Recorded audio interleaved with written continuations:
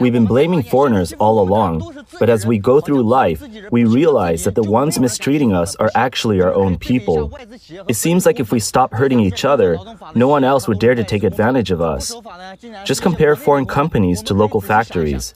Those that follow labor laws are the foreign ones, while many domestic factories ignore the rules.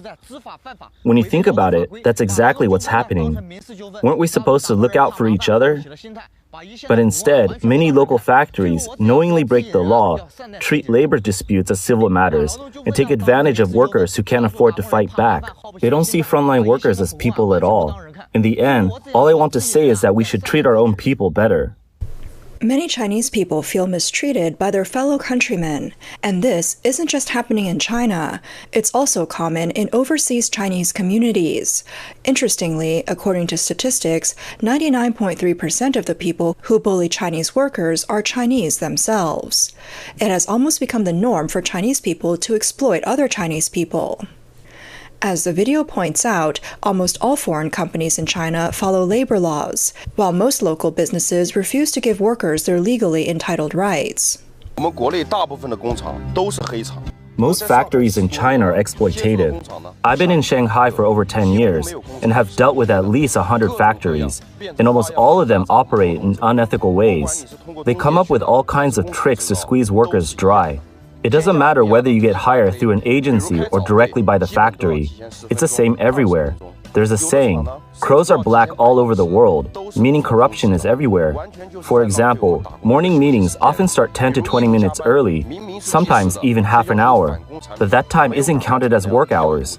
It's a complete waste of workers' rest time. Then there's unpaid overtime. Even when work is hourly, if the production target isn't met, workers are forced to redo tasks without pay. If someone quits before working 7 full days, they don't get paid at all. Many workers put in several days of labor, realize the job isn't for them, and leave, only to receive nothing. Night shifts are often mandatory without extra pay. Some night shifts last 8 straight hours, and by morning, there's no regard for workers' health. Many jobs involve extreme working hours, 14 or 15 hours a day. People start at 8 a.m., but don't finish until 10 or even 11 at night. The list of problems goes on and on. According to a labor strike report released by Radio Free Asia at the start of 2025, there were 1,509 recorded labor strikes in China in 2024. That's nearly a 20% drop from the 1,794 strikes in 2023, but it's still higher than the levels seen between 2019 and 2022. However, Han Dongfang, the editor behind this report, told reporters that this number doesn't fully capture the severity of labor strikes in China. The statistics mainly come from social media, where workers post videos of their protests and call for help. Each case included in the report was verified before being recorded. He also mentioned that many strikes go unreported because not every group of workers post their protest online. On top of that, China Labor Bulletin, which conducts these studies, has limited staff and can't track everything. Official government data on labor strikes is also difficult to obtain. Li Chang, the head of the New York-based China Labor Watch, believes that the real number of labor disputes in China is actually higher than in previous years. He pointed to the increasing number of business bankruptcies and complaints from workers about unpaid wages and job shortages, saying these indicators suggest that working conditions in China are getting worse. The reason this worsening trend isn't reflected in the statistics could be due to the Chinese government's strict control over online information. The way online algorithms work in China means that labor rights issues quickly disappear from the internet. Once they're taken down, they're gone for good. Because of this, China Labor Bulletin can only document cases within a short window before they vanish, making it impossible to capture the full scale of labor protests. Even though it's hard to find exact data on labor protests in China, the reactions from people online show that worker exploitation and unfair treatment have become incredibly common. Many companies in China are finding more ways to squeeze employees dry. These tactics hit workers right where it hurts. First, employees are expected to work 12-hour shifts, 6 days a week, but even that isn't enough for some factories. They demand 7-day work weeks with 12-hour shifts and rotating schedules, pushing workers to the limits. Second, companies are shifting all their employees to outsourcing firms. These outsourcing companies are basically empty shells, offering no benefits beyond work injury coverage. If a factory lays off workers or shuts down, there's no severance pay. If there are tax or social security issues, no one investigates. This way, companies avoid both legal risks and social responsibilities. Third, no matter how much employees complain, companies simply ignore them, unless they file a formal labor complaint. Even then, the company will try to negotiate the lowest possible payout, all while continuing their exploitative practices. At the end of January, a worker exposed Hubei Huadian New Energy Company for using outsourcing to exploit employees. During their employment, the company suddenly tore up contracts and transferred outsourced workers to a new firm without telling them about their wages or benefits. This left employees unable to resign or terminate their contracts.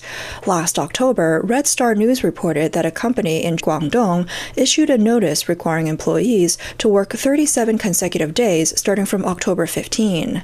Meanwhile, some companies have turned their cost-cutting strategies towards fresh graduates and existing employees. Graduates from the class of 2025 haven't even started working yet, but those from the class of 2024 are already getting laid off. Some 2024 grads have only been on the job for a few months, but if they don't pass their probation assessments, they're immediately let go. It's happening in both private and state-owned companies. Many firms hire a large batch of fresh graduates just to collect government subsidies, then fire them before the probation ends. Companies these days only care about reducing costs and increasing efficiency, and that seems to mean cutting labor costs above all else. Shanghai's tech industry is in a terrible state. Companies aren't just laying off employees at a crazy pace, they're doing it without severance pay. Women on maternity leave are being fired, and even pregnant employees are losing their jobs.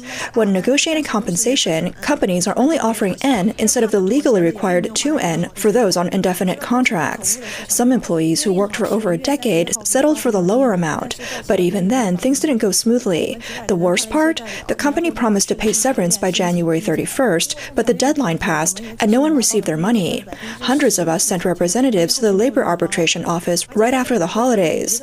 After mediation, we only got 10% of the first stage of our compensation, with no further plans in place. The most outrageous move by the company? They plan to shut down and immediately open a new business under a different name.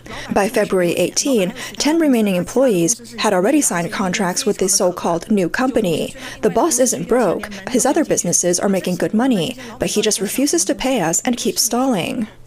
In contrast, foreign companies treat their Chinese employees much better.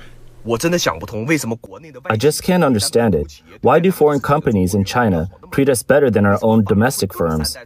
Just today, I saw a report about Canon Suzhou branch laying off employees, and their severance package was shockingly generous.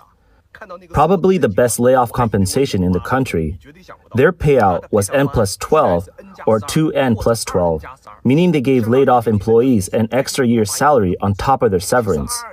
Back in 2022, Canon had another round of layoffs in China, and the compensation was also extremely high. One employee said that while their monthly salary was 7,000 yuan, they received 250,000 yuan in severance.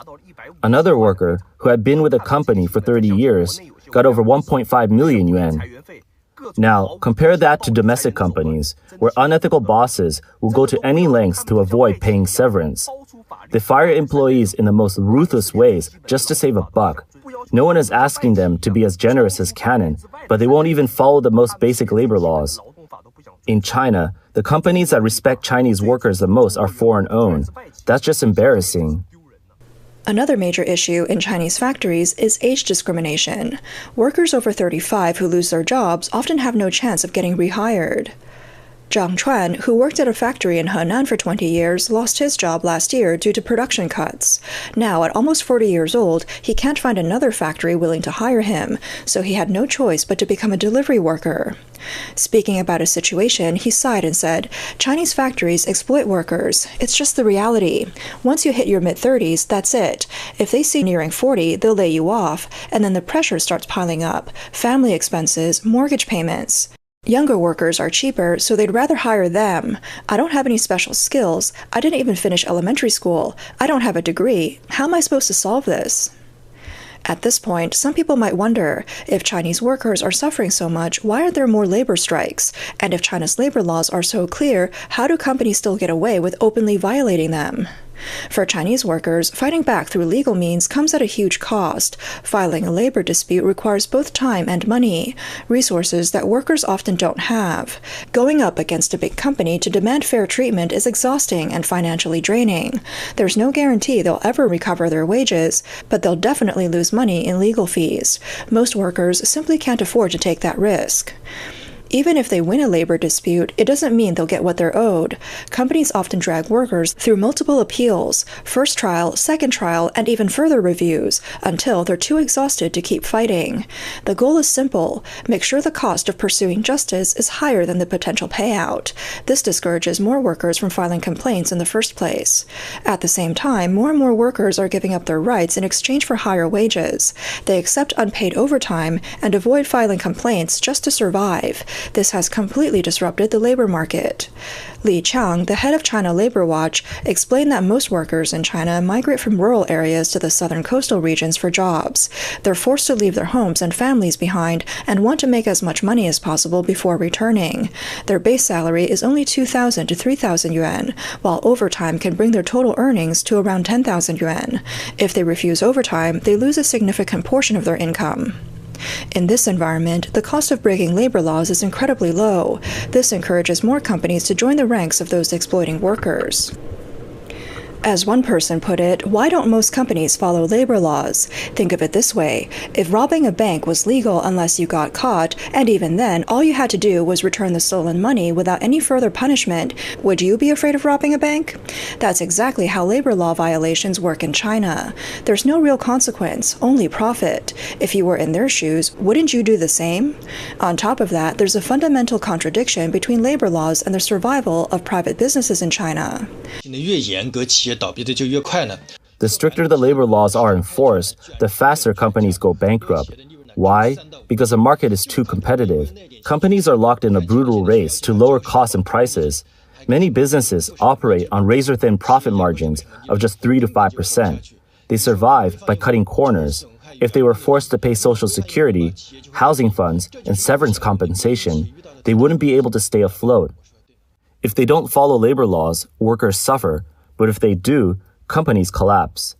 This is the harsh reality facing private businesses in China today. For Chinese companies, survival means engaging in this endless cycle of ruthless competition. But this race to the bottom doesn't just hurt businesses, it also destroys workers' rights. It's a problem deeply rooted in China's economic system and market structure. From a legal, economic, and even political perspective, both Chinese businesses and ordinary people are being squeezed more and more. In reality, China's highly centralized power structure and unequal distribution of resources allow the ruling class to exploit the lower classes with ease. Those in power monopolize resources and limit opportunities for ordinary people. Some government entities, state-owned enterprises, and collective organizations maintain their dominance by underpaying workers and exploiting labor, while the rights of the lower class are completely disregarded. This oppression has seeped into daily life. On one hand, the ruling elite abuses its power, crushing ordinary people and engaging in corruption without consequences. The public is angry but too afraid to speak up. On the other hand, those who are oppressed turn their frustration against people within their own social class, creating a cycle of internal oppression that is uniquely Chinese. Many officials and managers are under strict control from their superiors. They have no way to challenge authority, so they pass the pressure downward. This trickle-down oppression has made workplace and social bullying the norm. People who are used to being mistreated often vent their frustration on their families, neighbors, and colleagues, turning their personal struggles into conflicts with those around them. China's unfair social system has led many ordinary people to build up frustration over time, but they have nowhere to vent it. In China, most people are used to enduring unreasonable situations, keeping their heads down and accepting their fate because they know they have no chance of winning against those in power. In this environment, bullying people within the same social class or targeting those who are even weaker has become a safe way to release frustration. This environment has created more than just internal conflicts among the lower class and widespread disregard for the law. It has also led to tainted food, counterfeit medicine, and false propaganda designed to maintain the illusion of stability. Some people, fueled by nationalist sentiments, take extreme measures against Japanese companies and products. Ironically, Japan has been exposed as the single largest provider of foreign aid to China. In reality, China's economy heavily depends on the success and fair treatment offered by foreign companies operating within the country. Even when Chinese people move abroad, many still find themselves being exploited by their own compatriots. In some cases, they fall victim to extortion in foreign countries but receive no help from the Chinese embassy. On February 17th, a retired Chinese female Special Forces soldier and TikToker named Zhong Kao-la posted a video saying that she and her companions were extorted while traveling in Russia. When they sought help from the Chinese embassy, they were met with indifference and refusal to assist. In the comments section, many Chinese netizens mocked her for expecting help. Some commented that while traveling abroad, local law enforcement is usually more reliable than the Chinese embassy. Others sarcastically noted that she was lucky the embassy even answered the phone, since in some countries the Chinese embassy won't pick up at all. Beyond these incidents, many Chinese immigrants are exploited in businesses run by their own people. Chinese-owned companies and restaurants abroad often claim to help fellow Chinese settle down, but in reality, they take advantage of new immigrants' lack of knowledge about local labor laws and language barriers. Illegal Chinese immigrants are particularly vulnerable, as they can be coerced into harsh working conditions under the threat of deportation. Many Chinese businesses overseas operate under questionable labor practices to cut costs. New immigrants and undocumented workers lacking legal awareness or financial stability are often forced into low-wage, long-hour jobs with little to no protection. Compared to non-Chinese employees, Chinese workers are more likely to face wage theft, denial of time off, and other forms of exploitation. In some cases, older immigrants or those already established in the local community take advantage of new arrivals, using their familiarity with the system to exploit them. This type of internal oppression is often hidden and difficult to expose, as new immigrants fear retaliation and hesitate to report their mistreatment. The fact that Chinese people have become experts at oppressing their own reflects deep structural issues within Chinese society. This isn't just a matter of individual moral failure. It's a result of the country's social system, cultural values, and economic structure all working together to create this reality.